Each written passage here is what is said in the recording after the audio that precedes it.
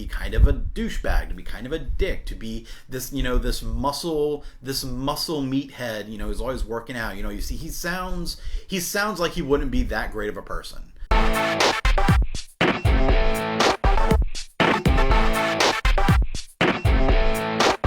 Hey geeks, welcome to my channel. You're watching Daily Marvels, where I give a few thoughts on some of the Marvel news that went on in the past week. We finally got a teaser for Venom. Sony and Spider-Man could be up for sale. We also got a new trailer for Jessica Jones Season 2. And Marvel is giving you the chance to visit their studios. If you like this video, make sure to give it a thumbs up and share it around so others can join in the conversation. So now that Venom has officially wrapped, we got our first teaser of the movie, and much like the theme of the rest of the news of the Venom movie, it doesn't give us much.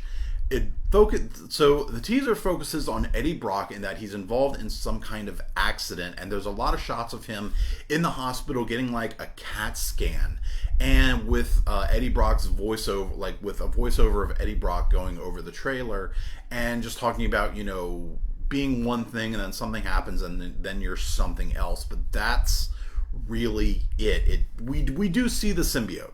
We do see the Venom symbiote that's in some kind of canister in just one shot, and that's all we really see. But other than that, it doesn't give us much, which has kind of been the theme for this Venom movie, is that we've yet to know a lot about this movie. I mean, it doesn't come out for like another 9 months, so I'm not surprised that information about the movie is still a little scarce. But from the just the teaser of the movie, aside from the title Venom, you wouldn't know that this is a movie about Venom. What does stand out in the movie, I thought, was actually the voiceover of Eddie Brock. Tom Hardy's Eddie Brock voice, I can easily see this voice being attached to the kind of character that I've known Eddie Brock to be kind of a douchebag, to be kind of a dick, to be this, this muscle meathead, who's always working out. You see, he sounds like he wouldn't be that great of a person.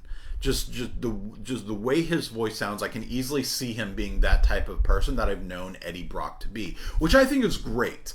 That they're really getting that. It looks like they might actually really be getting into that character, that he's not just going to be some cartoon villain, he's not just going to be Topher Grace, that they're really getting into they could be really getting into what makes Eddie Brock tick. So I definitely applaud that side of the teaser, and for Tom Hardy for kind of really hitting that kind of tone in his voice. But aside from that, you wouldn't know that this is a Venom movie, aside from just seeing the symbiote once. But even then, you wouldn't, without seeing the title for Venom, you wouldn't know this is a Venom trailer. Which, I mean, not seeing Venom in action, even in just the teaser, has a lot of fans pretty bummed out. Which, I mean, I wasn't expecting to see full-on Venom in the teaser, but, I mean, give us something. Give us something to really say what this movie is going to be.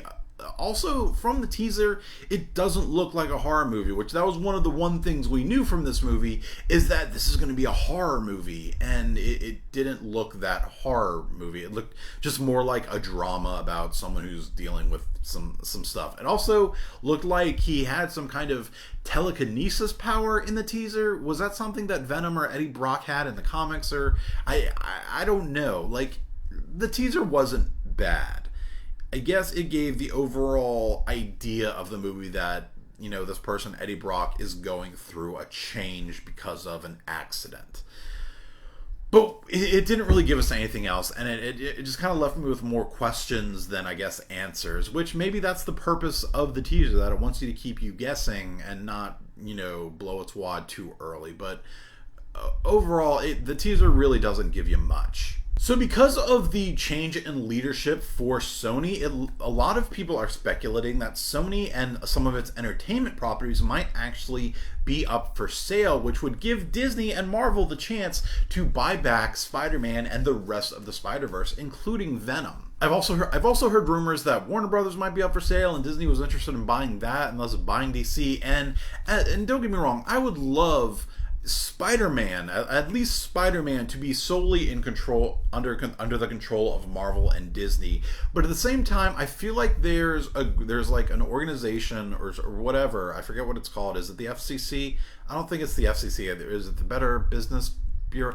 There's some kind of organization that's supposed to stop things like this from happening, where Disney, because it's Disney, it's a giant endless fund corporation, from buying all of the basically buying all of the entertainment rights. And it's not buying all the entertainment rights, but it looks like it's trying to buy all of the superhero rights. So, through buying Sony, they're going to have Spider-Man. If what I heard about Warner Brothers being up for sale is true, it looks like they could buy Warner Brothers, thus buying DC, and then have DC under the same roof as Marvel, and then Disney would basically be just controlling the big blockbuster superhero movies, which may not entirely be a bad thing, since a majority of the things that come out of Disney are quality. Like, they have the money for good writers, they have the money for good actors, they have the money for good effects and for great action, but also I'm kind of worried about that whole there not really being competition. So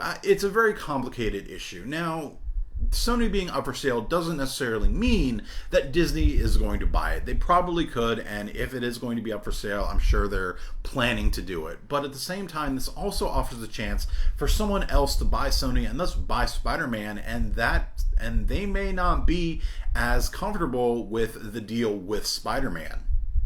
I don't know the details of how that would work if Sony was sold to somewhere else, if the contracts or the clauses or whatever that allow the cooperation between Sony and Marvel to make Spider-Man would still be in place, because it would be bought out by another company.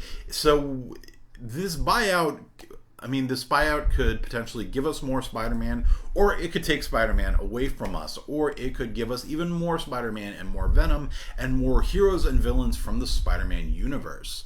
So obviously, this isn't anything that's been announced. This is mere speculation over people who think about this sort of thing, like, who follow stock trends and speculate on what's going to happen, speculating that because of the change of leadership, Sony might be up for sale soon.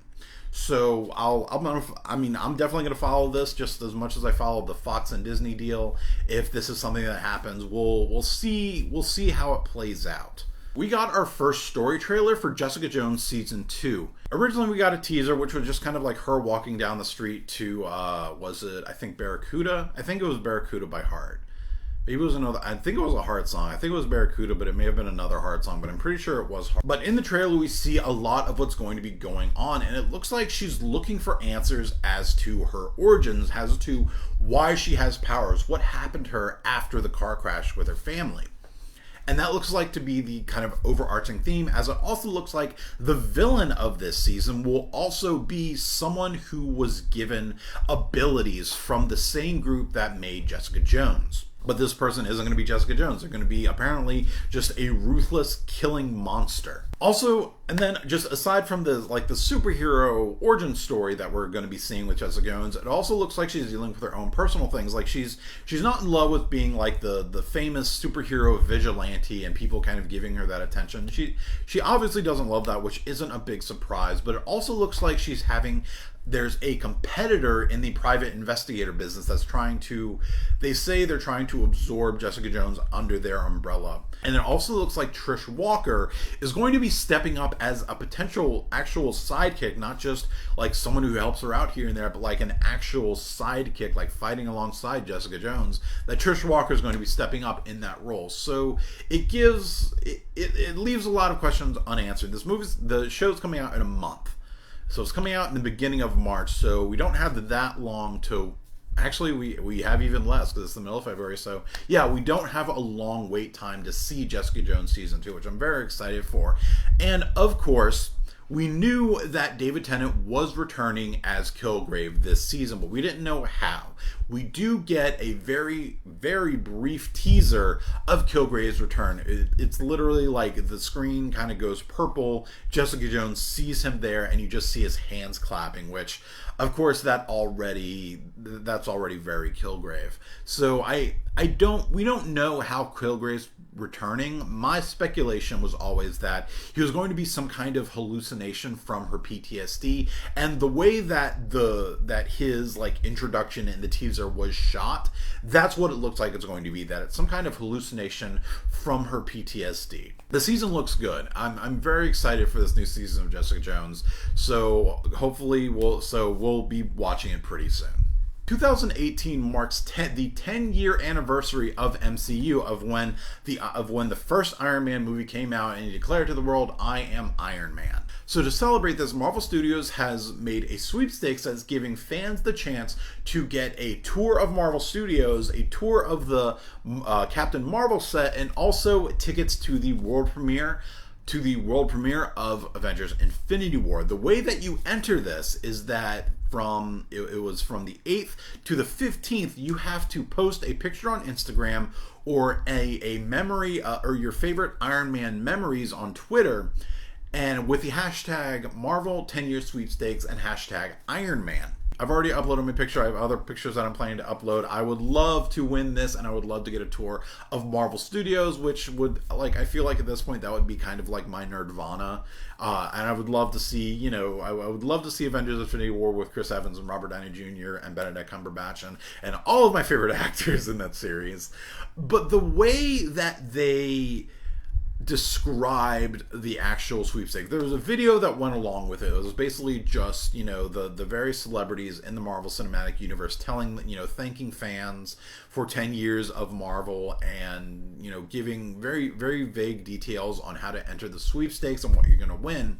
When you go to the website that's the actual like sweepstakes website that gives you the details on what you have to do, it's 100% legal jargon. It's like reading a legal contract. I felt like I was going cross-eyed trying to read this thing. Even still, I've read it a dozen times at this point. Even still, I'm not 100% sure what exactly the picture or the memory has to be to officially enter the sweepstakes. It's very confusing. It was very confusing to me, at least. Maybe I'm just an idiot and I was having a lot of trouble reading it, but reading all of that legal jargon, I felt like it was the very first thing I had ever read. Like, I just learned to read and this is what I'm reading. It's a very overly complicated, because basically the description of the sweepstakes is basically what you would expect at the very bottom of the page that they put there for legal reasons, but they didn't actually give like an easy to digest summary of how to enter this sweepstakes. So hopefully myself and other fans are doing the right thing in what we're posting to enter the sweepstakes, and that we're not missing something that would disqualify us from entry into the sweepstakes. It's all very confusing, which was just kind of a letdown. We're intelligent people, so we should be able to figure this out. But that kind of legal jargon makes me go cross-eyed trying to read. It's not an easy thing to digest. What did you think of this week's Daily Marvels, and were there any news stories that you'd like to talk about? Let me know in the comments, and follow me on all the internets. If you want to check out my reviews of Marvel TV shows and movies, check out TreyGuillotine.blogspot.com and subscribe to my channel to geek out some more. Thanks for watching, and have fun.